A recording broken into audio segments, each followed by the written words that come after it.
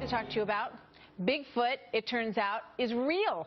According to one group of researchers, they say that they may have DNA to prove it. Look at these pictures. You can see for yourself, obviously. That is Sasquatch, and it is real. We told you first last week about these folks at the Sasquatch Genome Project. They presented these photos in Texas, and they claim to have tissue samples, DNA, blood, hair, video evidence of what they say is a female Bigfoot human hybrid creature.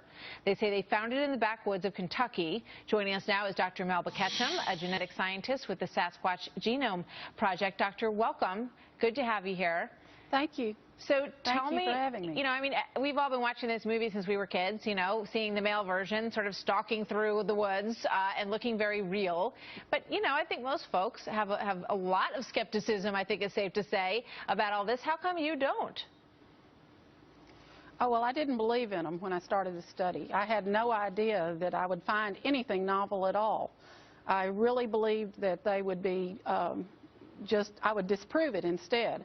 But it all changed when I had some samples come in that were a little bit different. Piqued my curiosity when the community found out we would test the samples. How many of them do you think are out there? Oh, there's thousands, literally. Thousands of Sasquatch. There's many in of them. Kentucky, right? No, this is all over North America and Canada. Okay. In fact, they're worldwide.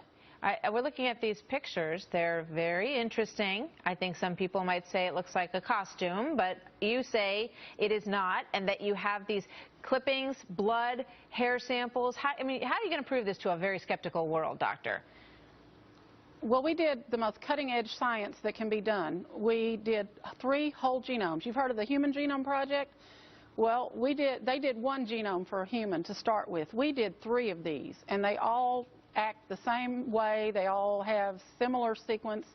Plus, we did a lot of other disciplines, too. We started out by forensically extracting these samples, and then we tested them on many different platforms, including forensic platforms. But you got the samples from hair and clippings that were found in the grass, or from this being itself, and did it prove a species that is part human and part ape?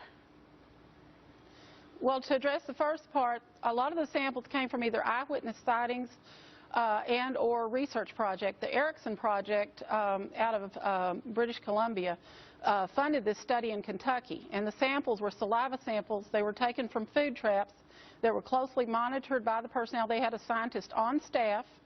The chain of custody was kept intact with the samples, and we're not the only lab that tested it. It started out, there's been 4 other labs here in the United States that tested these samples and all got human mitochondrial results, which are your ancestry that comes from your female lineage. Well, I hope whenever we got it, we got the same. Thank you. I hope you can catch one, bring it back, because we would love to see it. Thank you very much, Doctor.